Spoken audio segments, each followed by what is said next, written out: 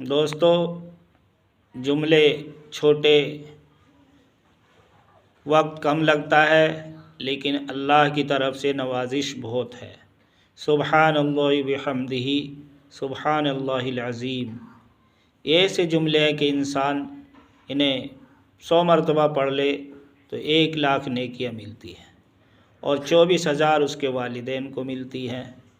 اس لیے ہمیں ادھر ادھر کی بات نہیں کرنی چاہیے، اپنی زبان کو اللہ کی حمد میں، اللہ کی تعریف میں چلاتے رہنا چاہیے۔